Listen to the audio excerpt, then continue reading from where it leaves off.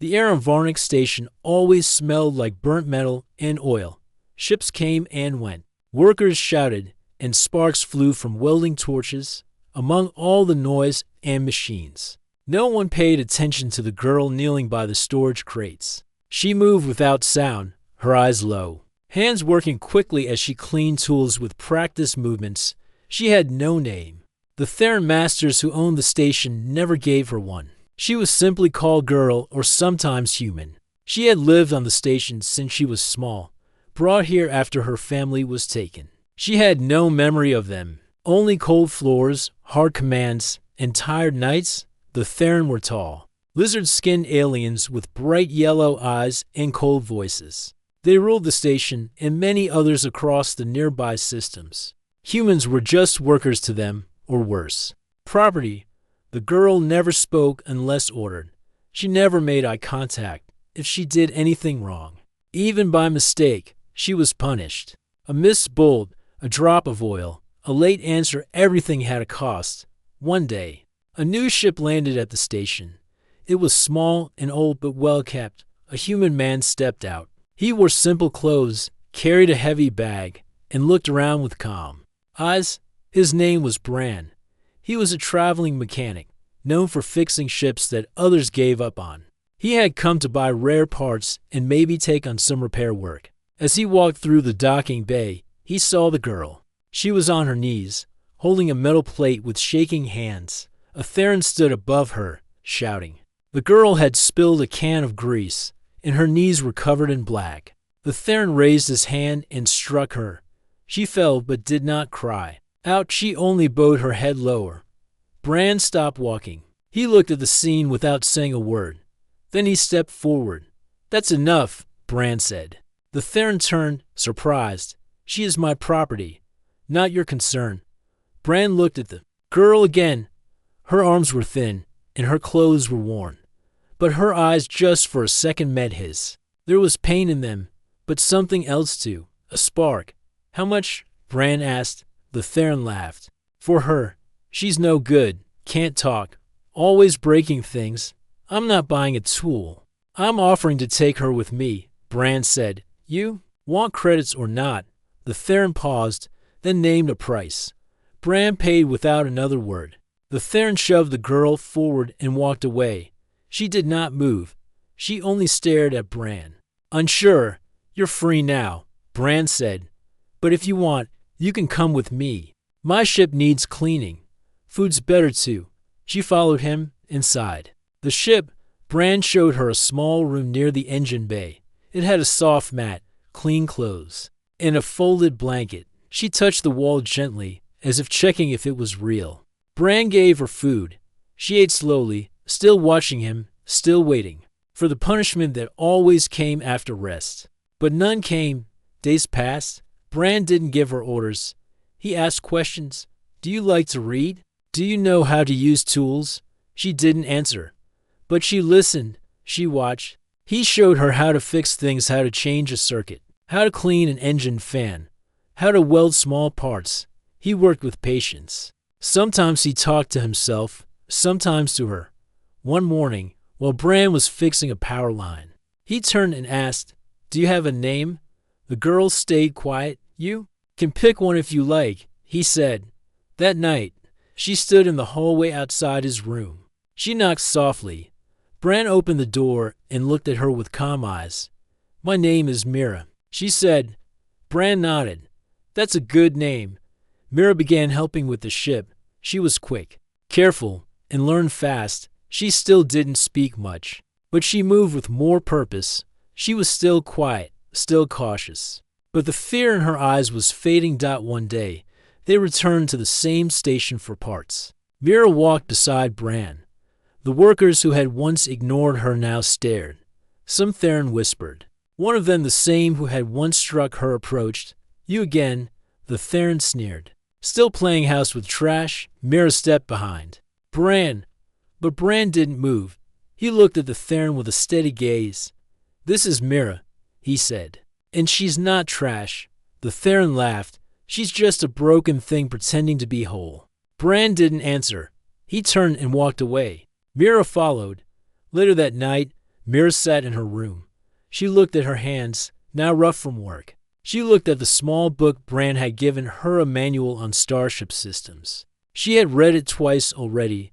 She opened it again. She was no longer a tool. She was learning, thinking, and growing.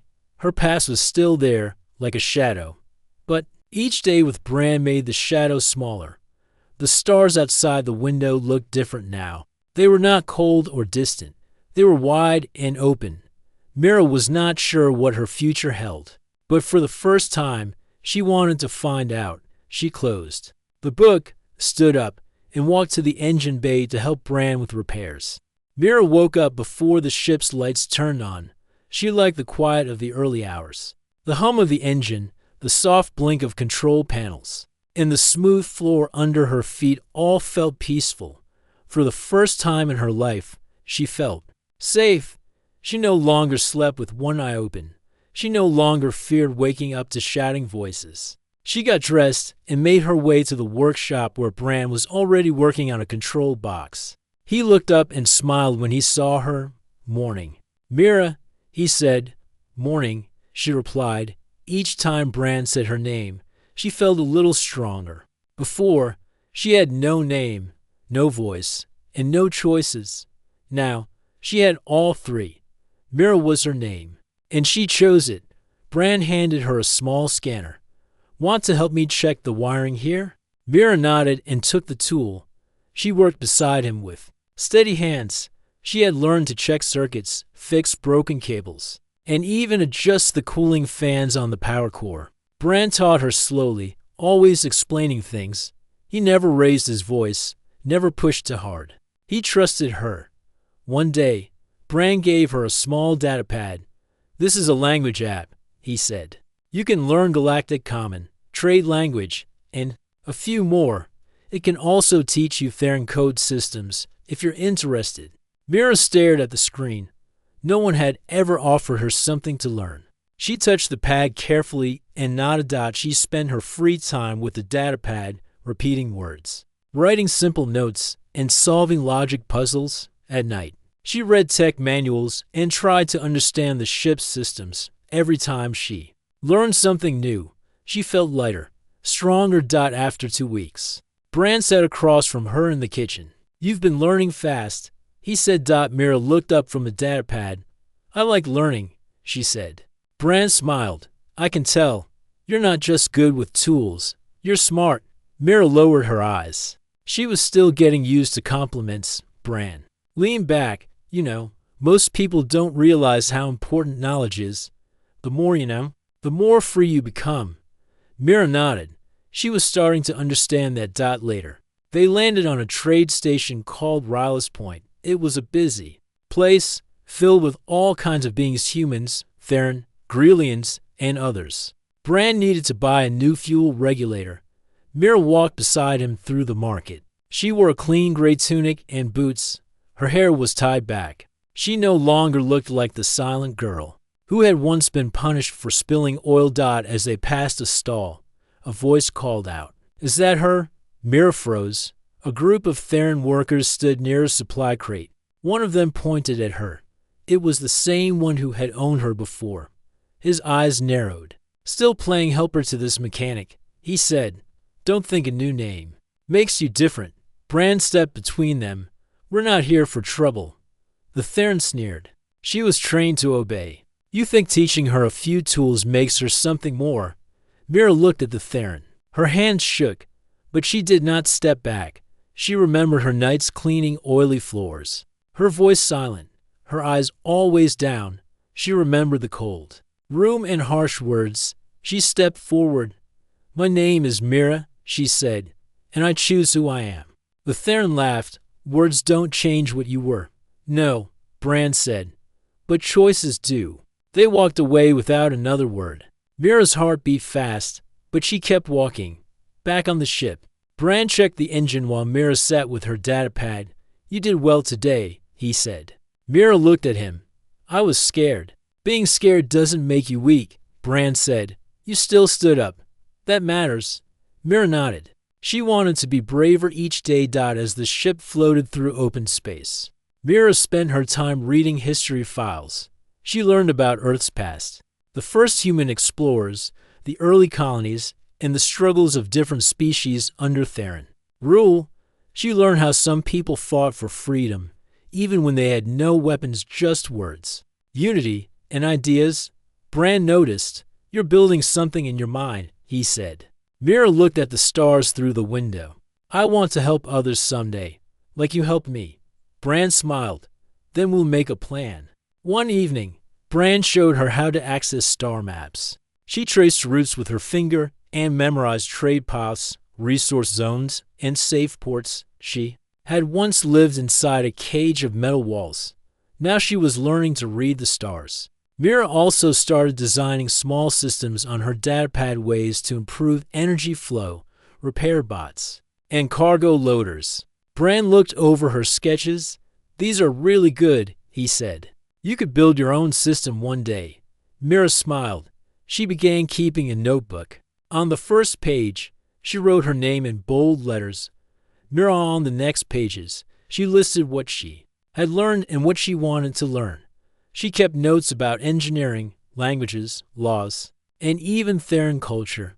She believed understanding others could help bring change. Bran often watched her with quiet pride. He had seen many people in his travels, but Mira was different, not just because she learned fast, but because she cared deeply. Her kindness was quiet but strong. One night, they sat on the deck under a clear view of the stars. "Do you ever miss Earth?" Mira asked. "I haven't been there in a long time," Bran said. "But I carry it with me, the idea of what it means to be human. We fall, we get up, we fight, not with hate, but with hope." Mira looked at the stars. "I want to do that too."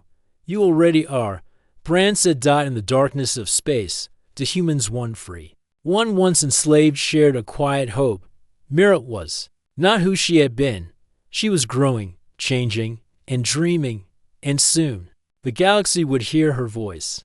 The ship drifted gently through open space, quiet except for the low hum of its engine.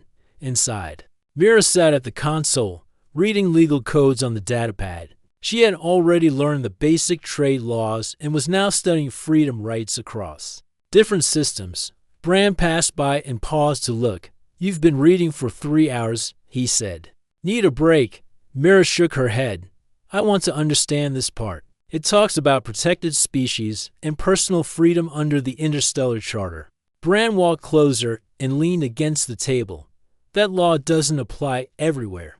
Not in Theron space." "I know," Mira said. "But in border zones, it still holds some weight if someone learns how to use it." Bran nodded. He could see something growing in Mira. It wasn't just learning. It was purpose. Later that week, they stopped at a small border colony called Lyra's Rest. It was a neutral trade point between Theron territory and the independent zones. Bran had a job fixing a transport ship, and Mira went with him. The colony was dusty and hot, filled with cargo crates, merchant stalls, and repair bays. Humans, aliens, and even robots moved through the narrow paths. Mira wore a clean blue jacket and carried a small bag with her datapad and tools. Her eyes were calm and alert. While Bran worked on the transport engine, Mira visited the local office to access public records. She used her datapad to check recent law updates. As she walked back, she heard a shout. "Hey, you! Stop!" She turned and saw the Theron enforcers moving toward her. One pointed at her. You belong to Goral Station. You were listed as property." Mira stood still. Her hands tightened on her bag. But she didn't run. "I'm a free person," she said. "My name is Mira." The enforcer stepped closer. "That name is not in our files. Come with us now." Bran appeared just as they reached her. He stepped between them. "She's not going anywhere." This human was marked as property. One of the enforcers said, "You have no right to protect her." Mira pulled out her datapad. Her voice stayed steady. "I am recognized under Interstellar Charter Code 14. Section 5 confirms the right of any being to declare identity and seek legal freedom. Once outside Imperial core zones, this is a border colony. That law applies here." The enforcer stared at her, surprised. That code does not matter to us, one said. It matters here, Mira replied. I've already registered my identity. My file is backed by 3 witness logs and the civilian record signed by a ship captain. That's legal proof. One of the enforcers looked unsure. A small crowd had begun. Together, Bran folded his arms. You want to test her rights?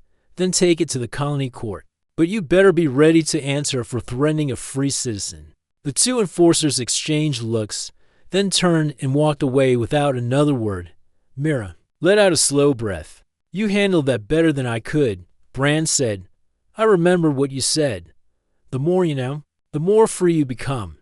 That night, Mira sat on the ship's deck, looking up at the stars. The moment with the enforcers kept playing in her mind, not because she was scared, but because she had faced them without stepping back. She opened her notebook and wrote one sentence: knowledge is power. Words are tools.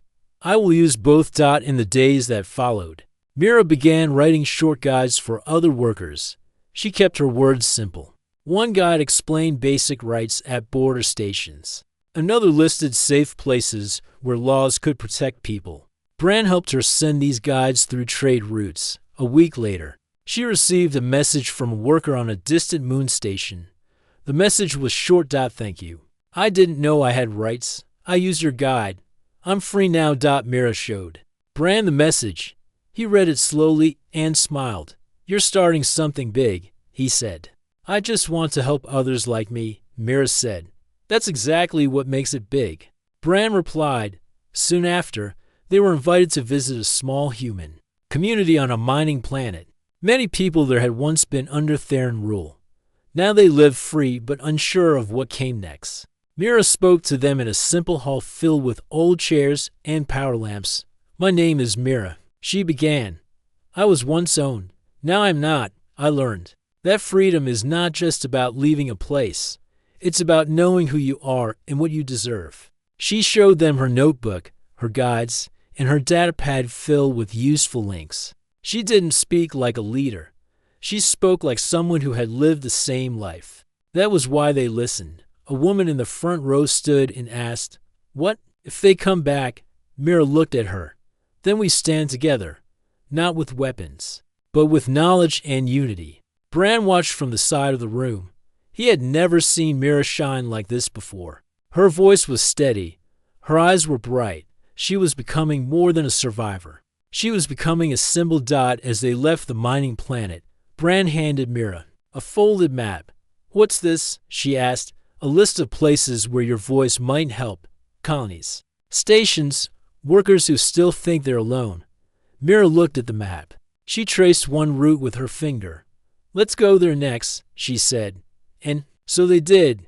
The ship moved through space with purpose now. Mira sat at the console, writing new guides, sending messages, and preparing talks every day.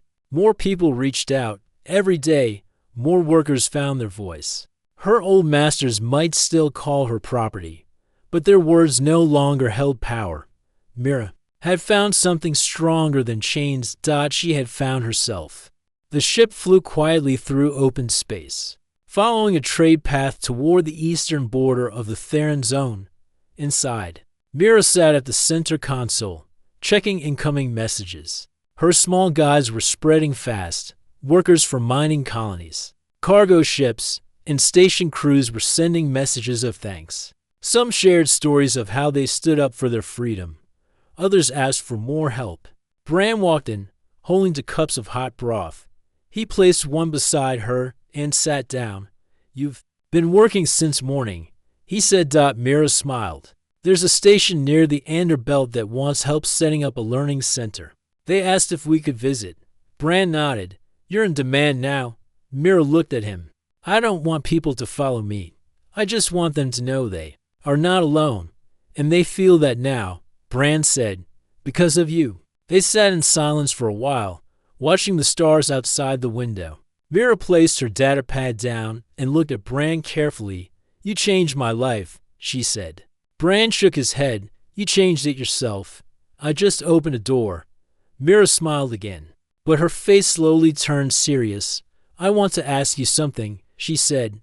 Anything, Bran replied. We've worked side by side. We've traveled together. You gave me freedom, a home, a name. But more than that, you gave me respect. Bran looked at her quietly. I don't want to keep calling you captain or friend. I want something more, she said. Bran leaned forward. His voice was calm. What are you saying, Mira? Mira breathed deeply. I want to be your partner, not just on this ship, in life, if you feel the same. For a moment, there was only the soft sound of the ship's engine. Then Bran reached out and gently held her hand. I do feel the same, he said. I've felt it for a long time. That moment passed between them like sunlight breaking through a dark sky. It was not loud or grand. It was quiet and clear, like truth. 2 days later, they landed on a peaceful moon colony called Scifi. It was a green place with forests and blue rivers. Humans and Grelians lived there together, building a shared community. Bran and Mira had been invited to help upgrade the colony's power system. As they walked through the colony's center, people greeted them warmly. A group of children ran by, laughing. Mira watched them with soft eyes. A small girl stopped and offered her a flower. For you, the girl said. Mira took it and smiled. Thank you. That evening, the colony leader hosted a small gathering in their honor. Lanterns lit the open square. Tables were filled with food and music played softly in the background. Mira wore a simple white robe with a blue sash. Bran stood beside her, proud and calm. When the leader asked if they would like to say something, Mira stepped forward. Many of you knew me before. I was once owned, silent, and lost. But one person believed I was more than what others said I was. He showed me how to learn, how to grow, and how to lead myself. She looked at Bran. Now, I want to walk beside him, as his equal, as his partner. Gasps of joy rose from the crowd. The leader placed the link stones in their hands, the symbol of unity and culture. Later that night, as stars filled the sky, Mira and Bran stood together on a hill above the colony. I never thought my life would feel this full, Mira said. You gave yourself this life. Bran replied. The next morning, they received a new message. A group of Theron officers had arrived at a nearby colony. The message said they were looking for a human woman who had been stirring unrest. They carried records from Mira's past and claimed her identity as stolen. Bran looked at Mira. We don't have to go near that place. We can wait until they leave. Mira shook her head. No, if we keep avoiding them, they will think they can scare us. I need to face this. Bran understood. Then we go together. They landed on the colony named Redfield, a mining post known for its hard soil and strong workers. Mira walked with Bran by her side, head held high. The workers there already knew who she was. Many had read her guides. Some had even used them to claim freedom from harsh contracts. In the center square, 3 Theron officers waited. Their leader was tall with sharp silver markings along his face. His voice was firm. You carry stolen identity records. This woman is property of the Theron Empire. Return her now. The crowd watched. Mira stepped forward. I am not stolen. I am Mira. I chose this name. I chose my life, and I am free. The officer held up a data file. We have records, and I have more, Mira replied. She handed him a copy of her identity record, witness logs, and the signed protection letter from Scifi. You have no authority here, Mira said. This colony is outside your rule. If you try to force me, you break the law. The officer stared at the papers, then at her. You have stirred too many minds. You will bring ruin. I bring light, Mira said, and you fear it. The officer turned without a word and walked away with his men. The crowd cheered. That night, Mira stood in the ship's control room, looking out at the stars. You were calm today, Bran said. I wasn't calm inside, Mira said, but I stayed strong. You're more than strong, Bran said. You're a leader. Mira touched the glass window. They can keep calling me what they want, but I know who I am now. Bran nodded. And so does the galaxy? Mira knew the path ahead would not be easy. The Theron would not stop watching. More would come. But she was no longer afraid. She had made her choice. She was not someone's past. She was her own future. The stars stretched endlessly beyond the ship's window, bright and steady. Mira sat at the console, studying a map of nearby systems. Messages from the people she helped arrived in a steady stream. Each message was a reminder of how far she had come. Bran entered the room, carrying a small box with parts for the ship. He smiled at Mira. "You look tired," he said. "I'm thinking," Mira replied. "There are many places where people still need help. But some places are dangerous." Bran sat beside her. "Dangerous can be a word for unknown. We've faced hard times before. Together, we can face more." Mira nodded. She was ready. The next message was from a group of workers on a mining colony called Zener 3. The message was urgent. The colony was controlled by a company known for strict rules and unfair treatment. The workers wanted to form a council to protect their rights, but needed guidance. Bran looked at Mira. "This sounds like a new kind of challenge." "It is," Mira said. "But it's the kind of challenge I want." They set course for Zener 3, the ship humming softly as it moved through space. When they arrived, Zener 3 was a harsh place, red dust covered. The buildings and the sky was a dull orange. Workers wore heavy suits and carried tools that looked worn. Mira could feel the tiredness in the air. Bran and Mira met with the colony leader, a strong woman named Tira. She had a deep voice and eyes that had seen many hard days. "We want to form a council," Tira said, "to make sure workers have a say. But the company fights us." Mira nodded. "I understand. We will help." Over the next days, Mira met with workers from all parts of the colony. She listened to their stories and fears. Many were afraid of losing their jobs. Some had families to feed, but all wanted a better life. Mira shared her guides and helped them draft a plan for the council. She taught them how to use laws that protected workers. She showed them how to hold meetings and speak clearly to leaders. Bran worked with the colony's engineers, fixing old machines and improving power lines. The workers watched as the ship's crew joined their daily tasks. Not as bosses, but as helpers. One evening, Mira stood before a crowd in the colony's meeting hall. She spoke with calm and clear words. "We all deserve respect," she said. "Our work is valuable. Our voices matter. Together, we can build a future where no one is afraid to speak." The workers cheered. Days later, the company sent a message demanding the end of the council plans. They threatened to cut supplies and reduce jobs. Tira turned to Mira. "What do we do?" Mira thought carefully. "We don't back down. We show the company we are united. If they try to punish us, we will reach out to other colonies and stations. The galaxy is watching." Bran added, "And we will help with technology and messages." The workers began to prepare. They wrote letters, sent messages, and built alliances. Mira helped organize communications between colonies. Slowly, support grew. One morning, Mira received a message from a nearby station. They had sent supplies and workers to help Zener 3. Other colonies promised to send aid if needed. The company's leaders realized they could not break the growing movement. After a tense week, the company agreed to talks with the council. Mira and Tira attended the meeting. The company promised to respect worker rights and improve conditions. Mira felt a deep satisfaction. This victory was not just for Zener 3. It was for all who dreamed of fairness and freedom. As they prepared to leave the colony, Tira hugged Mira. "Thank you," she said. "You gave us hope." Mira smiled. "We gave each other hope." Back on the ship, Bran and Mira looked at the stars. "This is more than fixing machines," Bran said. "It is." Mira agreed. "It's about building a future, one where everyone has a voice." Bran looked at her warmly. "And you're leading that change." Mira reached for his hand. Together, the ship's engines roared softly as they set course for the next destination. Mira's heart was full of purpose. Her journey was no longer about escape or survival.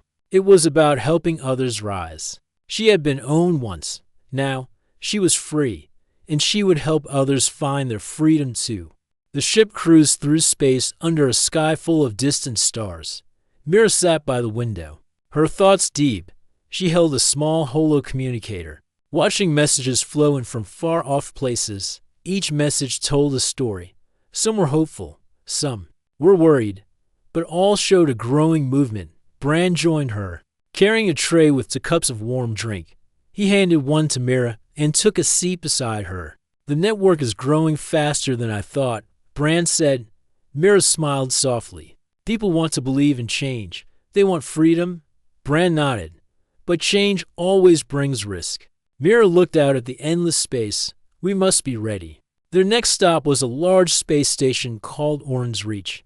It was a busy place with thousands of workers and traders from many planets. The station was known as a center for law and trade, but also for whispers of old power struggles. When Bran and Mira arrived, they were greeted by Joran, a young lawyer who had been following Mira's work. His face was eager but tired. "We need your help," Joran said.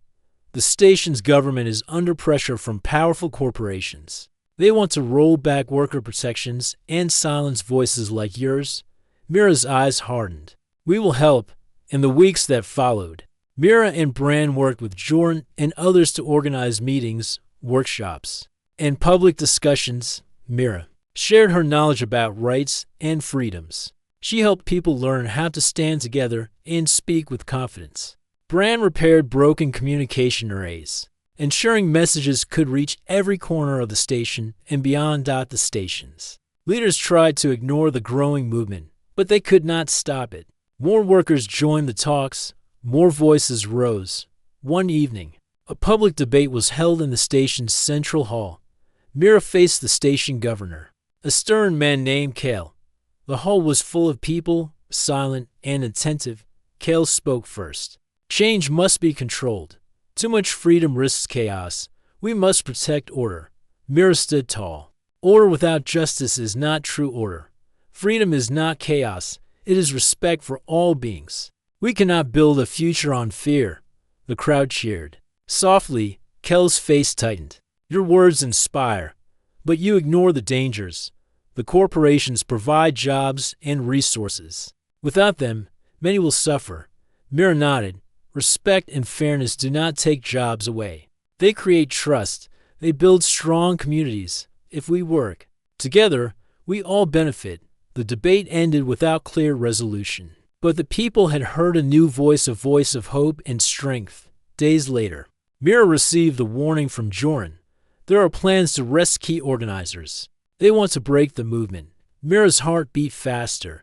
She gathered her closest friends and allies. "We must protect each other," she said.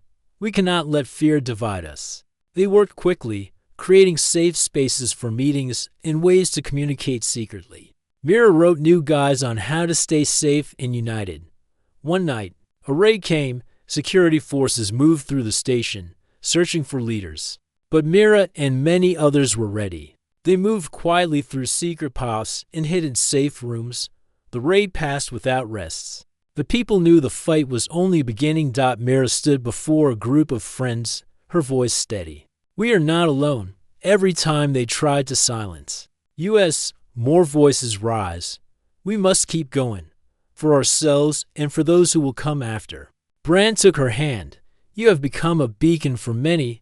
Mira smiled with quiet strength. "We all shine together." As the ship prepared to leave Orns Reach, Mira looked once more at the stars. The path ahead was uncertain. Challenges would come. But she was not afraid. She was no longer the person who once lived in fear. She was a woman who chose freedom. She was a woman who chose love. The ship glided silently through space, leaving behind the busy stations and colonies that had become familiar. Mira stood at the window, her eyes fixed on the horizon of stars. Each point of light was a world, a story, a chance for new beginnings. Bran joined her, his hand warm as it found hers. "Where to next?" he asked. Mira smiled softly. "Wherever people need hope." The galaxy was vast, and though the path had been hard, Mira felt peace in her heart. She was no longer running from a past she could not change. She was moving toward a future she could build. Months had passed since their work at Orns Reach. The movement Mira helped lead had spread like wildfire. Colonies, stations, and ships joined together, sharing stories, learning, and standing for freedom. What had once been small sparks became a growing fire. One day, a message arrived from a distant planet called Vera 7. The planet was known for its beautiful green valleys and strong communities. But recently, a new governor had arrived, bringing strict laws and harsh rules. The people of Vera 7 were afraid their freedoms would be taken away. Mira and Bran decided to visit. They knew the challenge would be great, but their hearts were strong.